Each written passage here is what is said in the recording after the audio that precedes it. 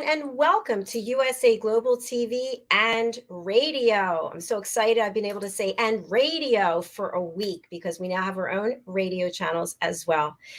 Our show today is entrepreneur and so much more. Joining me for this show is an amazing person. If you just missed the show we just did right before this one about taking steps and kicking IBD, please go over to our YouTube channel and check it out, USA Global TV. His name is Justin MIRIGLIANI, and he's an entrepreneur. He owns his own company, Just For You Training and Consulting. He also has a charity, and we're going to talk a little bit about that and combining charity with business. And he is a co-host here, and he's also one of our expert presenters on our Talking Heads platform. He'll start his presentations next month. Let's bring him out. Justin, welcome to the show. Dr. JACALYN, good to see you again. Good to see you again. And what a difference from the show we did right before this one to I know. Now we're talking business instead of IBD. Yeah, I know. It's what an amazing station we have if you think about it. All the different areas that we touch on, all people from all over the world. It's just incredible. So thank you for really building this platform. Just an amazing place to be. Well, thank you. I appreciate it. Someone said to me, "What did you do for Easter holiday?" I said, "What do you think I did? I was working." That's what I do, work. But we've got a great guest backstage, and he's going to be talking with us about payroll taxes. And the one thing I want to ask him is, when you're at the point where you have to pay payroll taxes, is that a good thing? Because now you have people working for you, right? That's exciting. You're growing and building. What are your thoughts about it, Justin? That's exactly what I was thinking before when we talked to Charles backstage. Right now, I have a growing company, and my hope is that I will have employees working for me. So I'm really, really excited to hear what Charles has to say about that. Well, let's bring him out. Charles J. Reed is a certified public accountant, or CPA. He is also a U.S. tax court practitioner. He's a member of the IRS, it's tax day, I'm getting nervous, IRSAC, and founder of GetPayroll. Let's welcome Charles J. Reed to the show. Hello, welcome. Thank you for having me, Dr. JACALYN. It's a pleasure to be here. Justin, good to see you. Good to see you too. Welcome. So before we get into your background and also how you work with people and help them, when we think of payroll taxes, like Justin and I were just sharing, is that a good thing? Because now we're growing and we're hiring people. Well, I think so, because it is growth, it is success in that you are growing.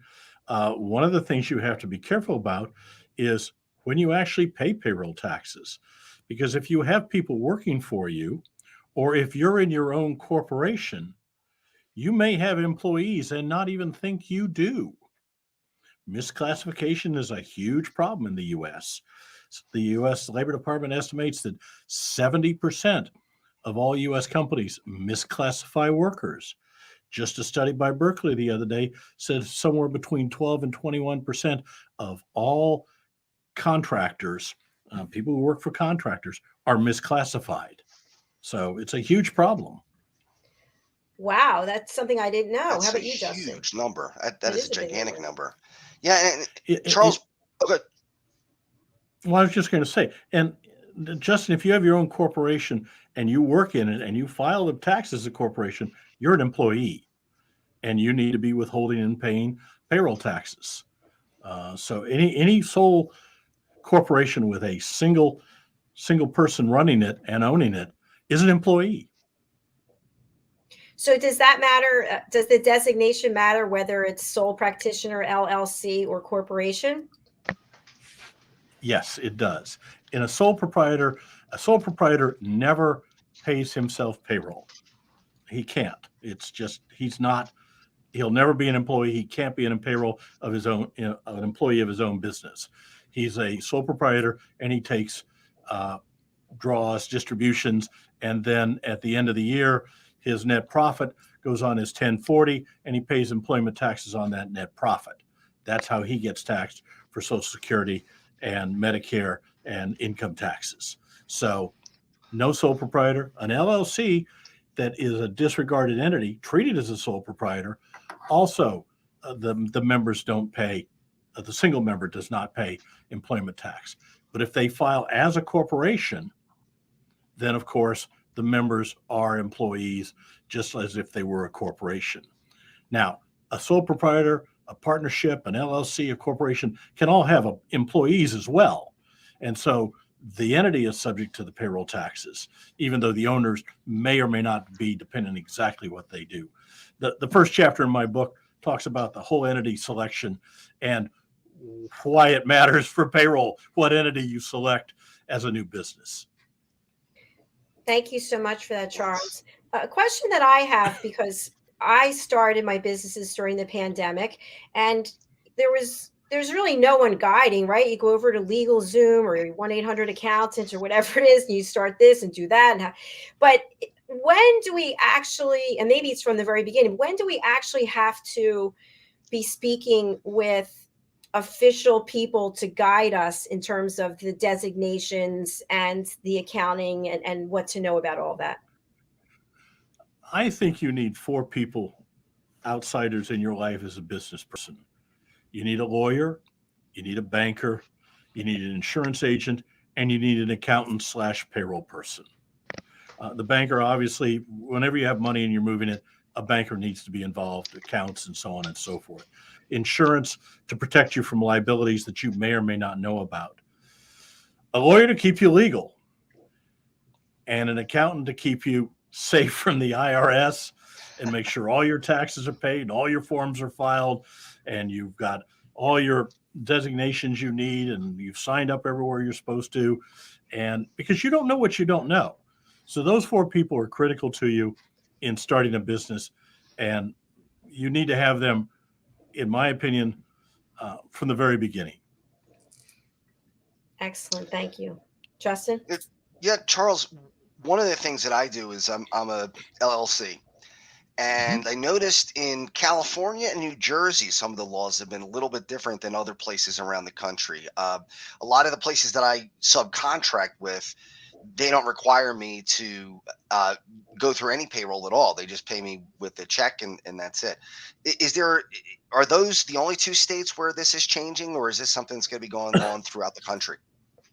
Well, see, if you subcontract and you're a company, you're an LLC, they're not required to treat you as payroll. You're just a vendor to them.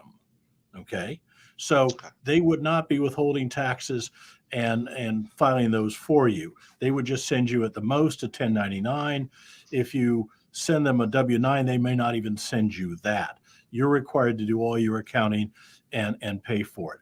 The payroll comes in when you hire people or you yourself go work as an employee, which you wouldn't do since you're contracting out your LLC services. You're a subcontractor, and the most you would get would be a 1099.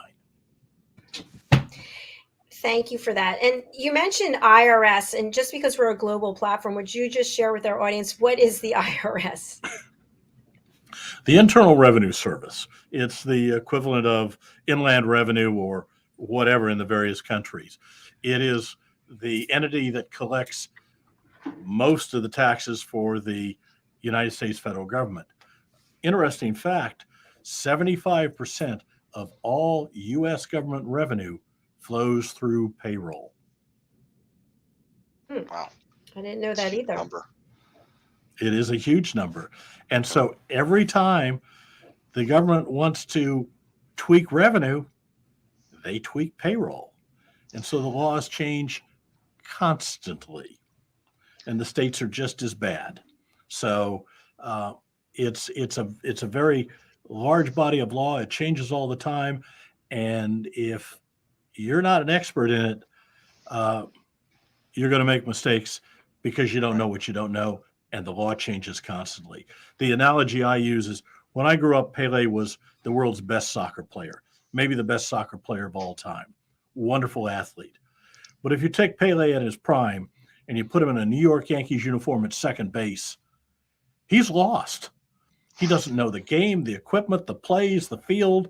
He's still a great athlete, but he's lost. So if you take an entrepreneur who's a chef, a lawyer, a doctor, a mechanic, a manufacturer, and he's good at what he does. He's got a business that he's growing. He's got clients that are happy. He's making money. And now you tell him, okay, go deal with the IRS. He's Pele at second base. That's a great analogy. I like that. It is a really good analogy. So, Charles, let's say Justin and I in our own businesses, we decide we're going to hire someone. We're going to have someone come and work for us. What do we need to know? What do we need to do in order to make sure that we're doing things the proper way? Well, first of all, you have to get set up with all the government entities. You need a federal employee identification number. You'll need a state number or two.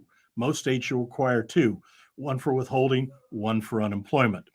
Those are the three registrations you're going to have for sure. You may need an additional one for a local entity because there's about 15,000 local taxing authorities in the United States. So those are the first things you have to do. Then, are you hiring a contractor or an employee? That's a whole body of law.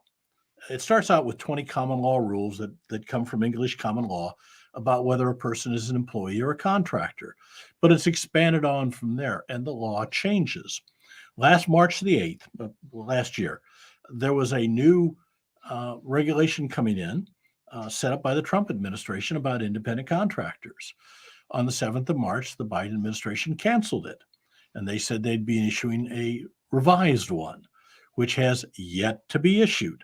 So there's uncertainty, and there always is in the payroll industry, of what the law is today, because it's not necessarily what it was yesterday. So you need to decide, is this a contractor or an employee? And you don't get to just choose, and neither do they.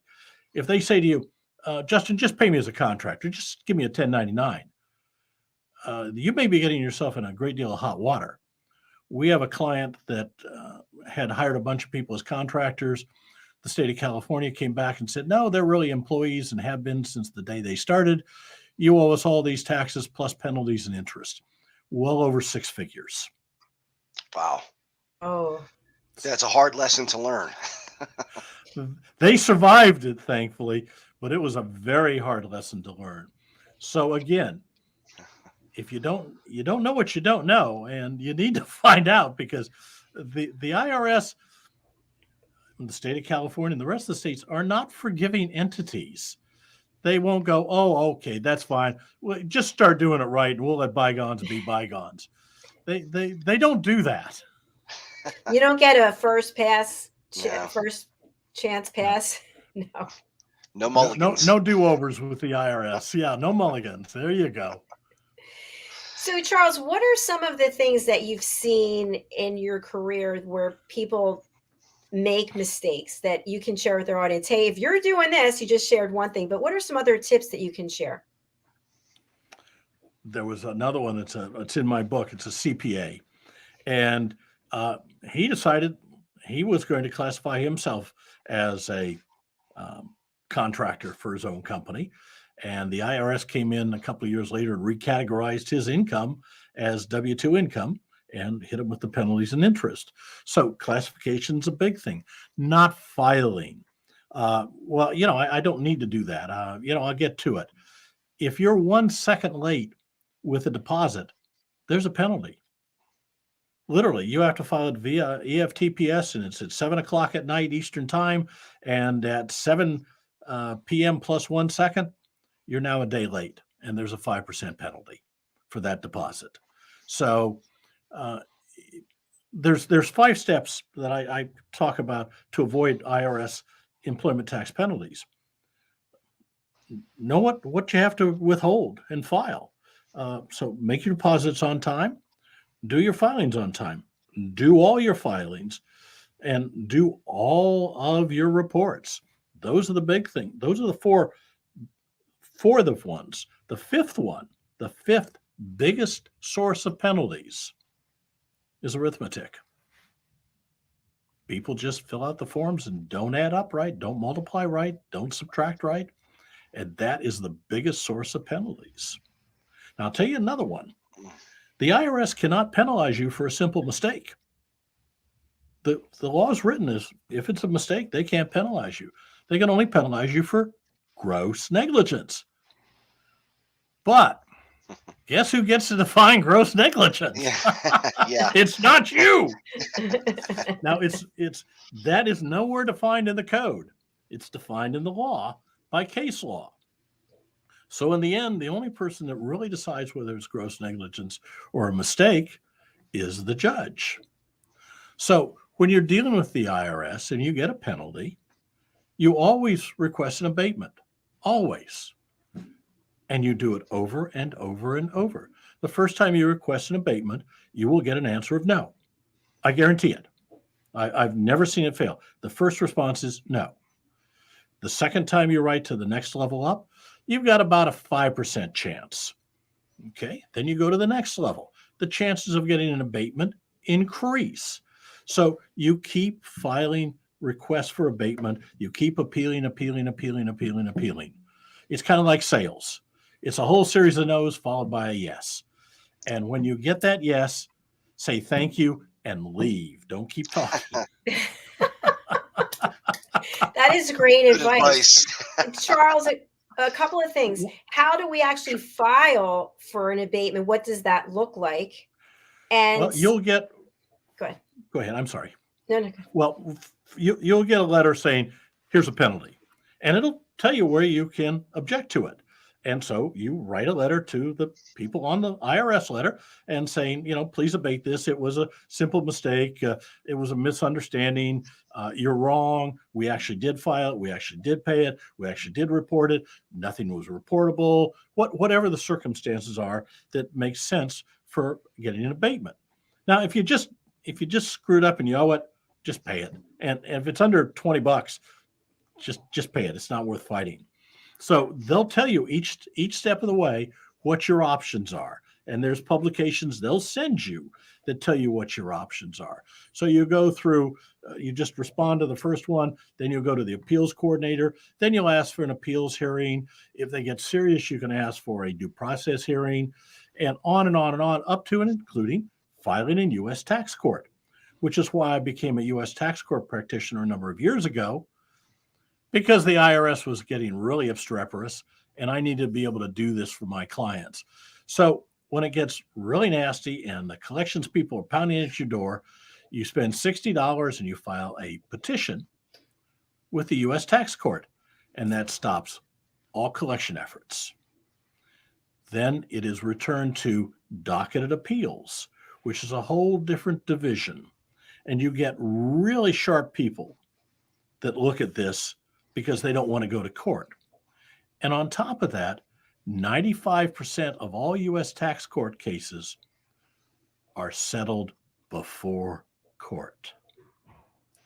So wow, you are really going to get your best offer of a settlement at that point. So for $60, and you can file it yourself if you want. There's the tax court site has a guide on how to prepare a petition. I don't recommend you do it yourself. I don't recommend, as I started to say earlier, I don't recommend you ever talk to the IRS yourself because you're emotionally involved. And this was brought home to me really, really heavily last year because the IRS screwed up on my employment taxes for my company. So being the expert I am, I just picked up the phone and I called the revenue officer and was explaining to him how they'd screwed up. And he basically said, we don't care. And I said, well, wait, let's look at the IRS manual and the IRS procedures that you're required to follow. And you have to do this, this, and this. And he said, I don't care. And I found my voice getting louder and getting more emotionally involved and a little bit upset. And in the back of my mind, I'm going, Charles, don't do this. Don't do this. And I find myself literally screaming at him over the phone, telling him about his lack of intelligence and integrity. which prompted him to do more nasty things that he shouldn't have done to my company. It took me about 3 weeks to get a hold of his supervisor, who said, "Oh, no, that's all right. We'll take care of all that. It's all going away," and that was fine. But don't talk to the IRS. Let a professional do it. Don't do it yourself. I won't do it again. I'll have my ex-partner call him. I'm not going to do it again. You reminded me of me calling the local cable company, one of those kinds of conversations. Right. Exactly. It's personal. It's your pocketbook. It's your money. You're emotionally involved in it, and it's hard to keep a professional attitude with some jerk on the other end of the phone who's refusing to follow the rules. Now, some people will say that the IRS is out to get us. Is that true? Or do they have, in their line of sight that I just want to screw over everyone that I can? Because they're really just a collection agency, right? Well, the IRS is there to enforce the laws that Congress writes. I was on the IRS Advisory Council for 3 years, which meant I was up in DC 5 times a year working with the IRS on solutions to situations and problems that they're insular, and we were brought in as professionals from outside to help them deal with things and give them a perspective that they otherwise wouldn't have. And everybody at the IRS is a mother, a father, a brother, a sister, a son, a daughter. They're, for the most part, very nice people. They're civil servants, of course, so they don't have the same incentive as we do in the for-profit business. But these are good people. For the vast majority of them, they like to do their job. They like to be good at it. They're conscientious. They're, for the most part, good people. Chuck Reddick, the newest commissioner, I had lunch with him several times. Nice guy. He was a tax lawyer before that. So he has no interest in screwing the public, and nobody there really does. They're there to enforce the laws that Congress writes. So if you really have a complaint about the law, the IRS is not the people to talk to. Call your congressional representative and scream at him, because he's the one that writes the law. The IRS just is required to enforce it. That's another great tip. It is. Charles, on Entrepreneurs So Much More, we talk about how we get started as entrepreneurs, how we go from being an employee somewhere to starting our own business. Tell us a little bit about your journey. Sure. I came out of high school in Iowa at the age of 16, worked for a while, joined the military, spent 4 years in the United States Marine Corps. Came back from overseas. I'd done a combat tour in Vietnam, met my wife in Kansas City where I was stationed, married her. She had 5 kids when I married her. I claim insanity, but we were married for 45 years before she passed. So after military, I went to work and found that business did not value my military experience. And then as now, it's the same thing. And I've come to the conclusion that it's because most of the people in business weren't in the military and don't understand what the military person brings to the table in terms of discipline, experience, knowledge, management skills, and a number of other things. So I went back to school, got my credentials, got my BBA, my MBA, sat for and passed my CPA exam while I was still in college. Went to work for Texas Instruments here in the Dallas area, big company. Spent the next 15 years in various companies, large and small. Did some turnarounds, did some startups, great experience.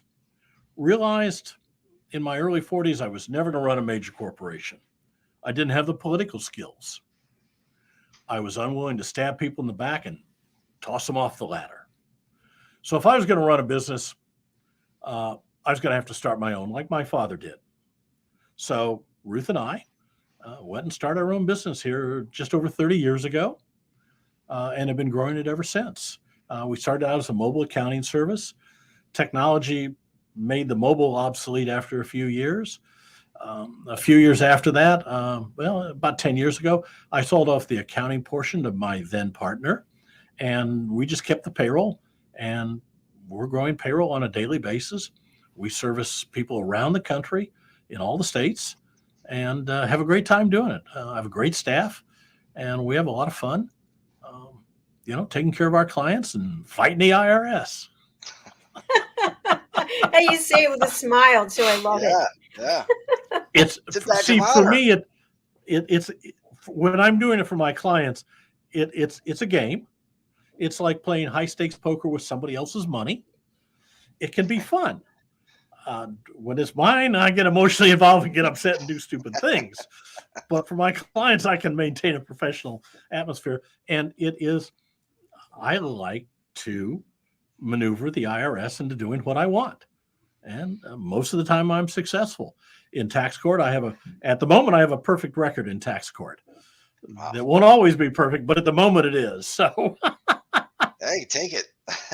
Congratulations. That's You mentioned at the beginning of the show that there are 4 individuals that you should have as a business owner. So at what point do we get you involved? You want your payroll person before you hire anybody. In fact, you should be talking to them when you set up your entity, because as we were talking about, you may be an employee and you need to know that. So your accountant / payroll person, you need to be talking to them literally when you start to form that corporation, start to form that business, because as a corporation, you'll be an employee, but you need to know what the entity selection does to you in terms of accounting and payroll and taxes before you choose it, so you can make the most effective choice for you and your business. So day one, before you form it, you need to have this knowledge. You need to get informed, and a professional is the way to do it. Sit down and talk to somebody. Thank you for that. Charles, tell us about your book. The Payroll Book, a guide for small businesses and startups. I've been doing this for many years, obviously, and I get questions all the time from clients and potential clients. And I found that there was no real good guide to give to these people. The only nearest thing is the payroll source from the American Payroll Association, and it's $600. So I said, why don't I write something? I figured that I could sit down and knock something out fairly quickly. Well, 2 years later, That's how it always is, right? it was a lot more involved than I thought. One of my publicists, who's also a client, knew somebody at Wiley, so we talked to Wiley, and they got very interested in publishing the book. So it's published by Wiley, and my God, Wiley was wonderful. They made the book a lot better than it would have been had it been just me. Editing, layout, design, cover. I was going to do the index, get some software and do up the index, right? Well, after about 2 days, I called my contact at Wiley and said, hey, you guys can do the index, right? Yeah, for an extra $800. And I said, cheap. Okay. And they've got professional indexers, and they turned out an index that wowed me. So it's a much better book than it would have been just me by bringing in a professional and letting them use their expertise. I outsource that, and I should have known better. I'm an outsourcing company. People outsource their payroll to me all the time. Well, I outsource the self-publishing to a real publisher and got a much better job. I don't make my own clothes. I don't build my own car. I don't even mow my own lawn anymore. Outsourcing is so valuable. It allows you to concentrate on your core business. And for the book, my core business was writing the book, not editing it, not designing it, not doing the cover layout, not doing the index. It was writing the information. So they helped make it a lot better book.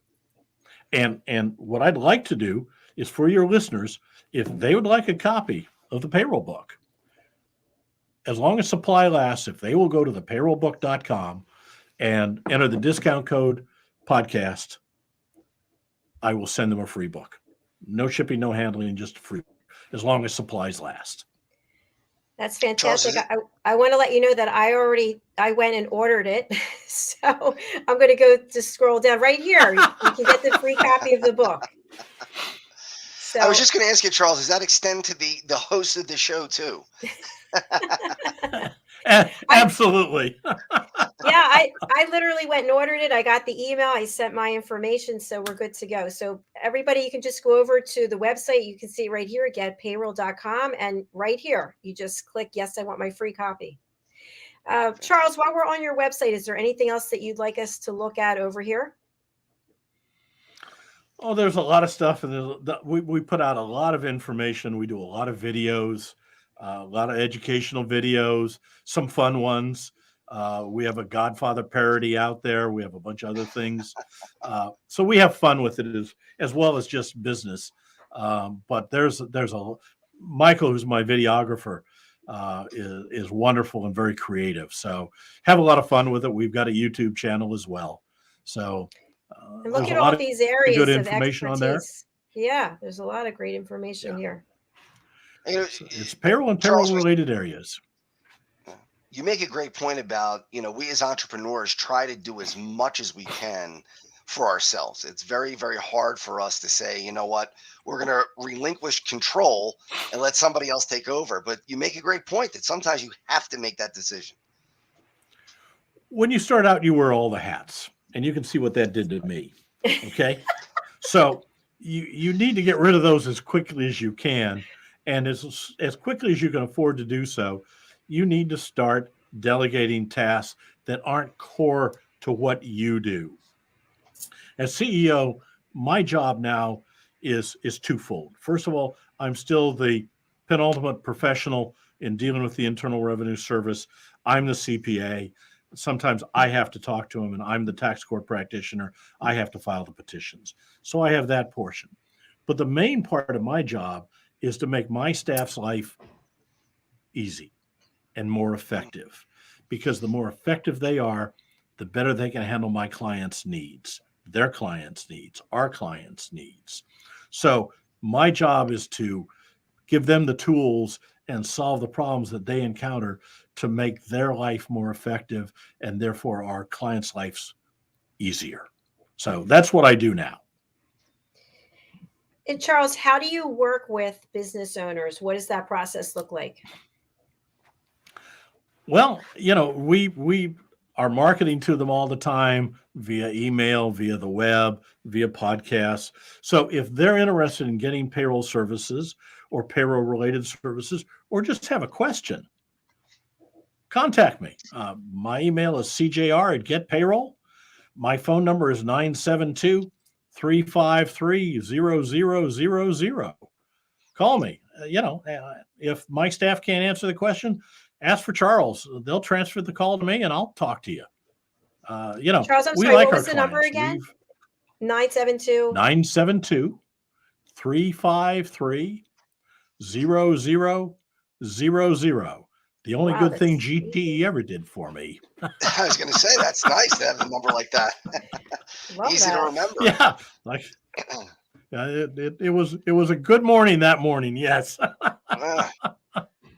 Charles, one of the things that I struggle with as an entrepreneur is sales. I'm really not comfortable blowing my own horn and trying to say how great I am as a company and what I could do for your company. And how do you do that? Well, for many years I did it myself and word of mouth and wrote things and so on. And then here a few years ago, I hired a marketing person. And within 2 weeks, I realized I can't market my way out of a paper bag. I know the feeling. So I have a 3-person marketing staff that does the marketing, gets things out, contacts people originally, follows up, sales staff as well. And that's something that I wish I had done much, much earlier, is hired marketing, because it was something I thought I was good at and I'm not. That was a short-sighted on my part. It was one of those things I should have insourced in my company that I didn't. It's one hat I didn't take off soon enough.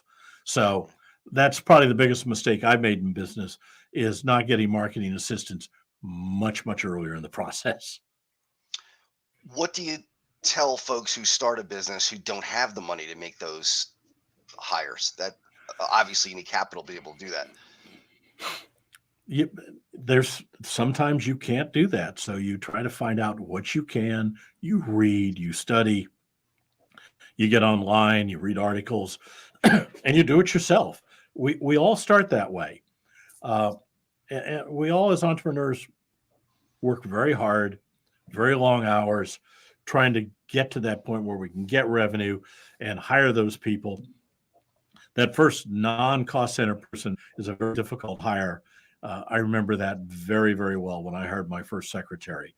I didn't know how I was going to afford her, but she gave great telephone and was a treasure and paid for herself many times over. So it's hard to do that. But you got to at some point, or you need to work on your business, not in your business. That sounds, sophomoric or whatever, but it's true. You need to work on your business and making your business grow, not just being better at what you personally do. That's a mistake entrepreneurs make, is they bought themselves a job. And that's not how you make a business grow. You make a business grow by making the business better, not making you just a better accountant, chef, mechanic, lawyer. That's all good and well. But if you don't grow the business, you're not going to have the success that you might wish that you had. I love Great that. point. Very good point. Charles, when you're working with entrepreneurs, what if you see that they're not doing the right things and eventually, based on history, the business is probably going to fail? What insights do you share with them? Do you let them know, hey, you better wake up? Absolutely. My job as an accountant was to show them what their numbers mean, not just give them numbers. Giving them numbers is worthless if they don't understand them. So they need to know where they're making money, where they're losing money, and then make the decisions on how to improve their business. I don't make decisions for my clients. That's not something your advisor should do for you. Your advisor should give you advice and should point out problems, should point out traps, should point out holes that you're walking into. They're not there to make decisions. Some accountants and a lot of lawyers really want to tell you how to run your business. That's not our job. Our job is to give you information and point out what you're doing and explain to them what the numbers mean in our case and how they work. But my clients are free to do what they want, and they should be because it's their business. Will I tell them I think they're making a mistake? Sure. Opinions, we all have opinions. And if they ask, I'll tell them. But I'm not going to say, don't do it. My only problem is if they want to commit fraud, tax fraud, then I walk away from it. I've always done that. I'm not going to be a party.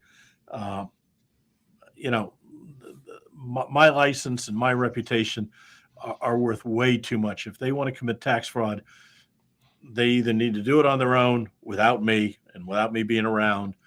I had the IRS CID, Criminal Investigation Division, show up one day at my office, along with CID from the SBA, and I didn't even know they had a CID division.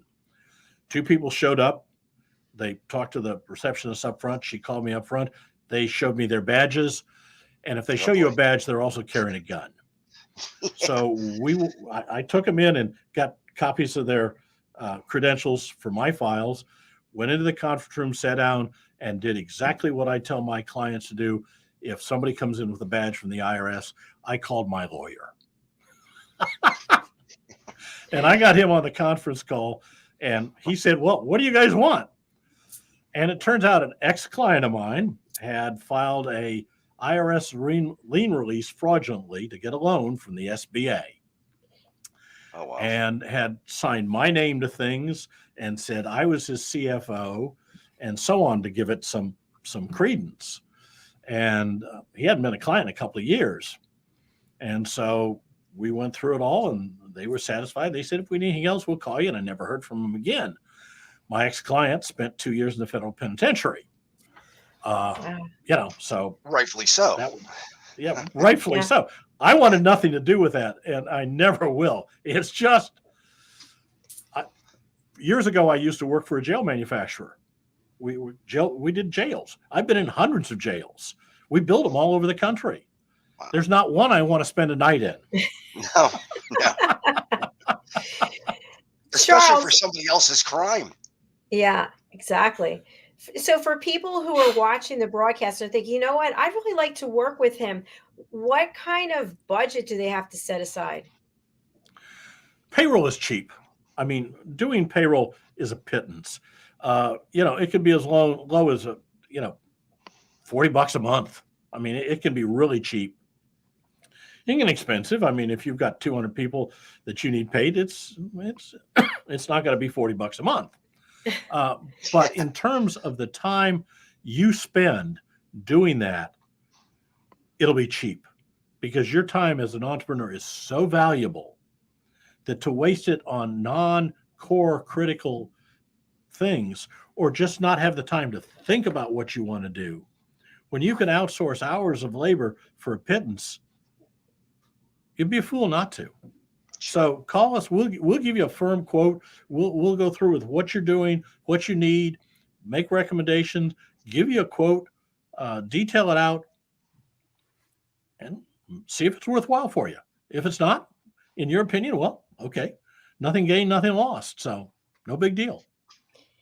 And what about your services as an expert with the IRS or any of these other areas about taxes? Are people able to hire you in that regard as well?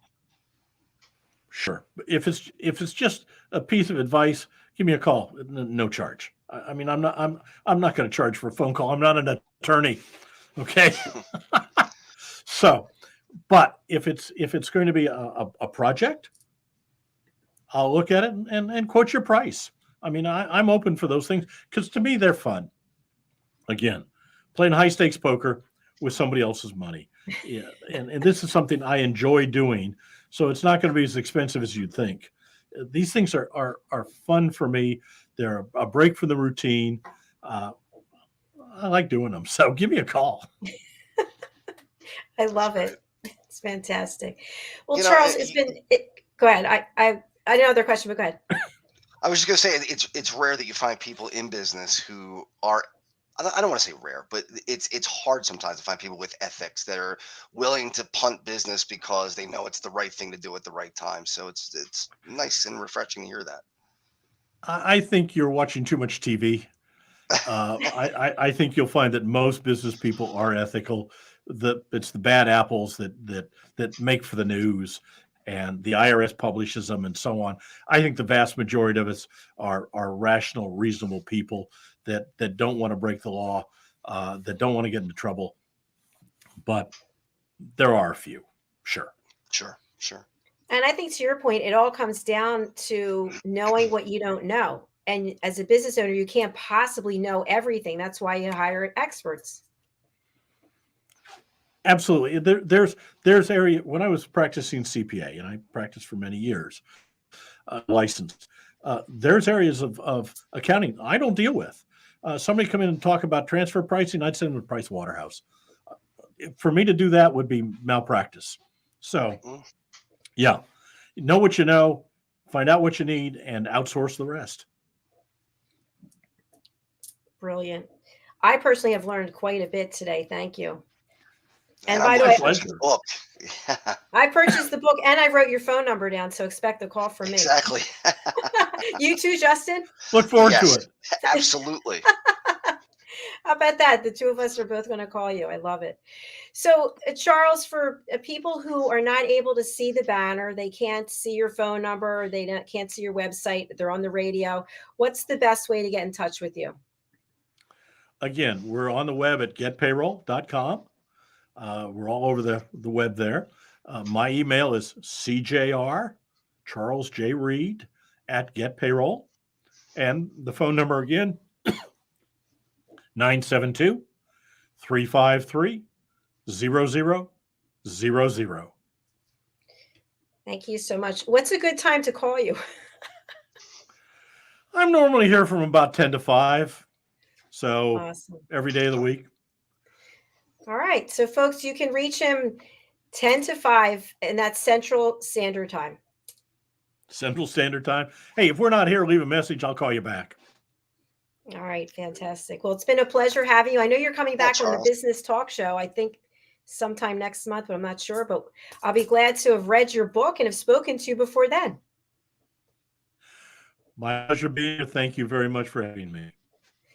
Thank you so Thank much. you for reaching out. We appreciate it as well. Yes, we do. We'll be talking soon. Take care, Charles. Bye. Bye-bye.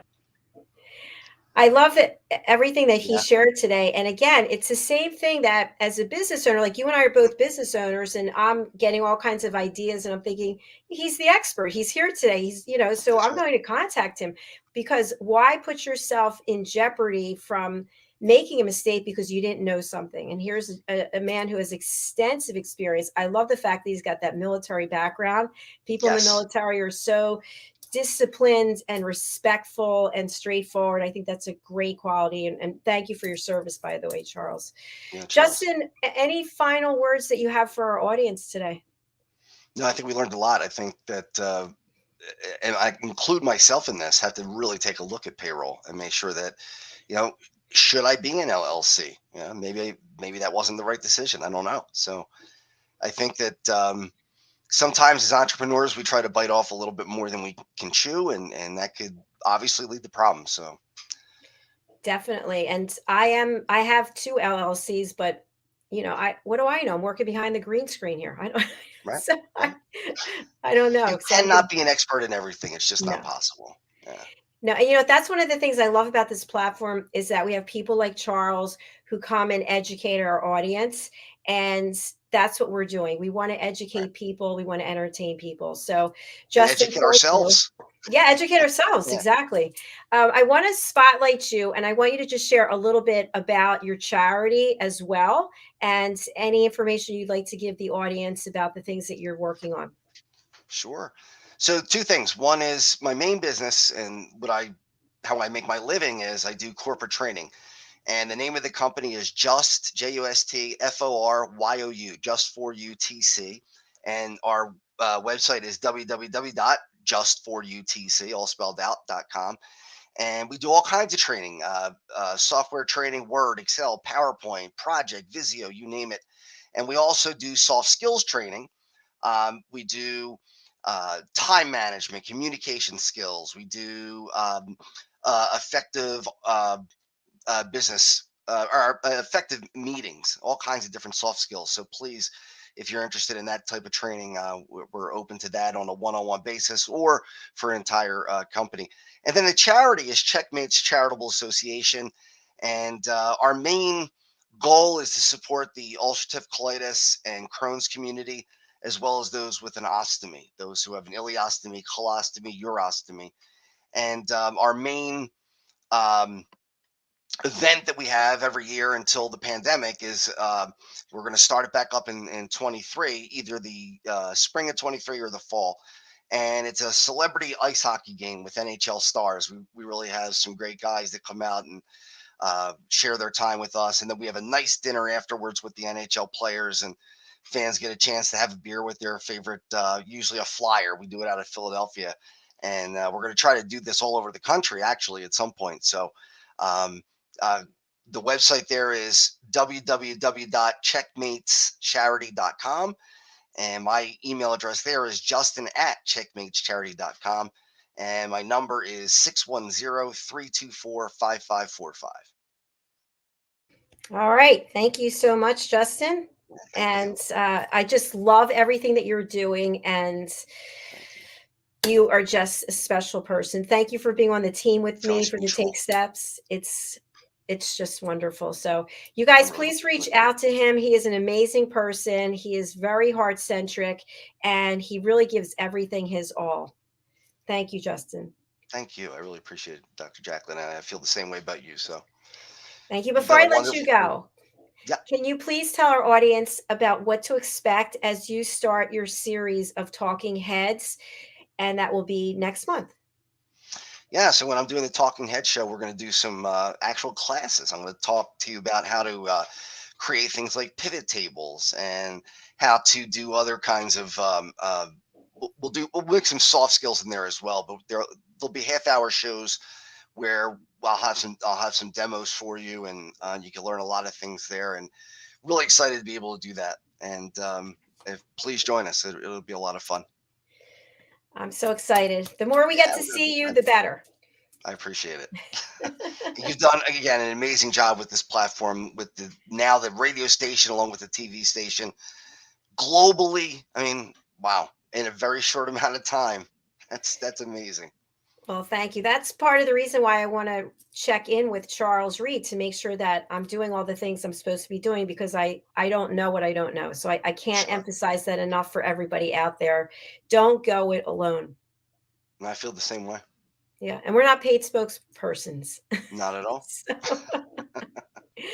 All right, Justin, we're going to close out for now. I will be back tomorrow with more shows. All week we're broadcasting. We have some new shows coming that are panel shows, which is kind of exciting, because instead of it being an interview like this or a presentation, it's just going to be people on a panel having discussions about various topics. So we're starting that next month. Sounds exciting. It is. All right, everyone. Justin and I are signing off for right now, and look forward to seeing you. Justin, when are we back for Entrepreneur and So Much More? The first Monday of May, I believe, is the next show. Excellent. Yeah. All right. And you can watch this show in its entirety and the other shows for Entrepreneur and So Much More under the playlist by the same name over on USA Global TV on YouTube. All right. Perfect. Everyone have a great night, great morning, great afternoon, and we'll see you again soon. Bye. Bye-bye.